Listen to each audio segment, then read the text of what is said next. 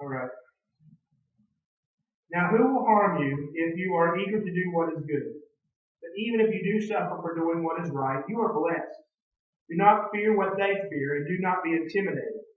But in your hearts, sanctify Christ as Lord. Always be ready to make your defense to anyone who demands from you an accounting for the hope that is in you. Yet do it with gentleness and reverence. Keep your conscience clear, so that when you are maligned, those who abuse you for your good conduct in Christ may be put to shame. For it's better to suffer for doing good, if suffering should be God's will, than to suffer for doing evil. For Christ also suffered for sins once for all, the righteous for the unrighteous, in order to bring you to God. He was put to death in the flesh, but made alive in the spirit, in which also he went and made proclamations to the spirits in prison, who in former times did not obey, when God waited patiently in the days of Noah, during the building of the ark, in which a few, that is, 8 persons, were saved through water. And baptism, which this prefigured, now saves you, not as removal from dirt from the body, but as an appeal to God for a good conscience, through the resurrection of Jesus Christ, who has gone into heaven and is at the right hand of God with angels, authorities, and powers made subject to him. Amen. The last part was the hard part, I think. Because we don't even see that in the early creeds, about going into the depths of the prison below before Noah.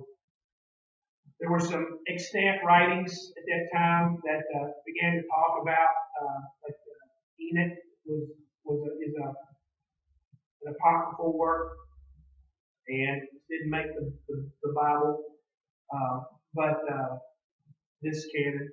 And so anyway, there was talk about that, and that came much later. Those are much later writings. It's nothing in the earliest in the writings there. This Peter was, for some of the theology and stuff, later, it's like second, third Peter, almost didn't even make it in because of some of the things that were out there. But here we go. So when I hear the question now, who would harm you if you are eager to do what is good? One of the thoughts that comes to my mind is that, a lot of people. Because for some people, it doesn't matter whether you're doing good, you're doing bad, or whatever. They just want to get you. And so it's not just a straightforward answer, but for Peter, he's trying to set up the way that they should live. And he's saying it's important that you focus on things that you do good and not evil. You heard him talk about keep yourself pure, like not to live in evil ways. So that if someone does want to come after you, well, they're going to be put to shame because they've got nothing on you. It's like we were talking with my mom and dad. I was talking to mom and dad yesterday. They were talking about how a man that I went to high school with is running for Board of Education, and so he all of a sudden there's a sexual harassment suit that came out from his time. How he taught in the school and was an official in the school system back home, and also now there's this, and so if you want to be in politics, you just better be squeaky clean all the way through, because they're going to dig something and find something on you if you have anything back in your past anyway. And so, and that's what Paul's saying. If you live for Christ, don't give anybody the chance to say that you are less than and to doubt that you are a disciple of his way. One of the things a lot of things that we hear about all the time, now even when people are trying to do good, whether they're trying to do racial reconciliation, whether you're talking about gun rights, you're trying to do good to allow you for gun rights, or that you are, or whether it's peacemaking, anti-war type efforts, or whether you're lobbying against abortion, that you're trying to do something good, but though that someone is going to have something to say about it on the opposite side, and that they're going to come after people to do that. Except that in Peter's time, in the writing this letter, he's writing to people that really were being jailed, killed, that they were being imprisoned for long periods of time, beaten. And that was the kind of retribution that the world gave to these folks. Unlike us, where it just may be like somebody tries to shame you on Facebook. Big difference. And we have to own that. That for us to do our doing good, whether for whatever cause it is that we seek to rectify as we see it in this world, that our punishment is not going to be life-threatening. It may harm us a little emotionally, but there's a big difference. When I was talking about some of the rhetoric around even the inability, we're not supposed to be meeting, but today it's opened up and the guidelines that are there, that people are saying that they're taking away our religious freedom. And I'm like, is somebody burning you at the stake? Or is somebody putting you in a bag and throwing you in a river in Amsterdam, as they did to the people who started doing adult baptism? Oh, you want to be baptized? You throw them in a bag and drown them in a river? That's religious persecution. Or is someone telling you that you can't worship God or believe in Jesus in the way that you do, and they're threatening you with criminal prosecution because of how you think and believe? No.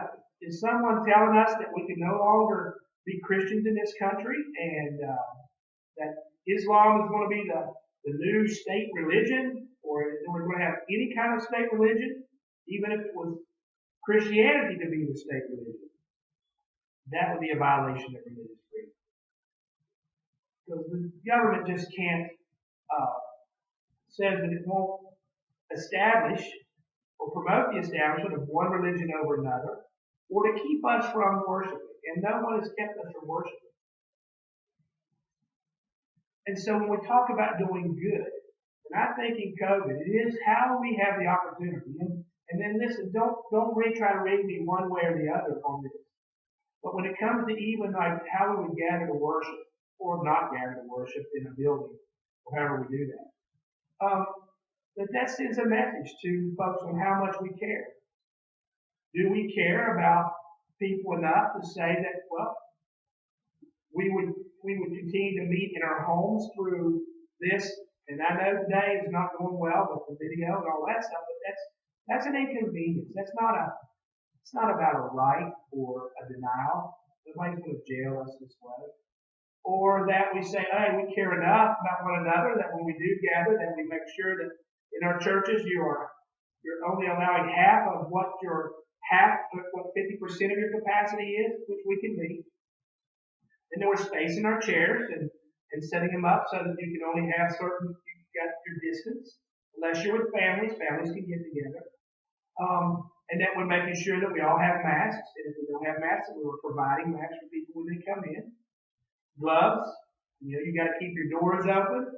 Do we care enough to follow the rules that the health people have said are going to be most productive for us in order to continue to mitigate the opportunity for the virus to affect other people? And it is an opportunistic virus. It doesn't affect everybody the same. I was talking with one of the teachers from my high school, and he and his wife both tested positive. She was sick, but she was not down out. She didn't have to be hospitalized. And he was asymptomatic in the sense that he just got really tired for 2 weeks, but he had tested positive as well. And so we know that it does different things, but the thing is that I don't want to take the chance on knowing how, or in some way, I don't know how it's going to affect you. Why would I, if I have been somewhere else, even to Hilltop, and food line? We don't know, because there's so many people that are not wearing masks and not using gloves. And even as good a job as I've watched those kids at Food Line do, they're not as meticulous as someone as Vicky Stebar is in cleaning her area at Heritage Hall. And so there's always a possibility. What we have in our favor that we are so fortunate to live in a place where it has not been so widespread. And I give thanks for that. Um, not in a not as against those who are struggling in places where it is so much more intense, but that I'm just grateful for I live. It's just one more thing to be grateful for living here in the New River Valley. We're blessed, and I love it. I mean, the mountains. I feel protected. I know the mountains don't keep away coronavirus, but when I'm in the mountains, I love the mountains. I love my mountains. I do. So all of that is to say that we have to do good. That is the model and example of Christ. We see Christ was doing good, and they crucified Christ. But I go to Paul's first point. If we're trying to do the right things the right way, with Christ's motives, then all will be well. We're just going to trust that and hope in that. He says, do not fear what they fear. You know, to be intimidated. Do not be intimidated. But in your hearts it says to sanctify Christ as Lord. And that word sanctify is that it means to like hold in reverence, a humble reverence, to make sure that our hearts are, it goes back to that sense of being pure and living without blame, so that they can't blame that on Christ either. That our actions reflect on Christ. And so, no matter what we do in our lives, and the causes that we seek to rectify, the problems in our world, maybe the sins that we rail against, even when we recognize we all have sins, but there are some that we believe are great and are affecting others in big ways. I would say that abortion lobbyists, those that are anti-abortion, that's how they feel about it, right? That is, they don't say that they are perfect, but they know that this is something that they believe is heinous and an abomination, and they're going to work to get rid of it. And so they're trying to do good, and they're being vilified. But those who also believe that women who have been objectified, seen as property, who have less rights over their body and their personhood and their moving in the world, whether it be within the career or whatever, the way that they're viewed as sexual objects and promoted as such in media and everything, that they see abortion as just one more thing to keep women down, and that a woman should decide, and that morality should come from someone else's heart, from their heart, and not what you should decide for them. I mean, it's just not an easy thing. And we know that they are vilified, those who go on the other side. And I would say, as to whichever side you're on, don't vilify the other. And that was one thing that Paul did that we read in Acts, is that Paul was deeply disturbed by all the idolatry that he saw in the book of Acts. He saw when he went through Acts. He said it moved him. It's like it was a big, earlier in part of chapter 17, he talked about it there. But Paul didn't lash out. He was tormented by this. And so that's the sense the writing bothered him tremendously. He learned about the people there. He learned more about them, and he spoke to them in a way that meant something to them in their context. He did not come across as judging them. He merely debated and discussed. The Lord is like a dialogue when they were talking about that. We want to hear more about that, they said after they heard what some of them did.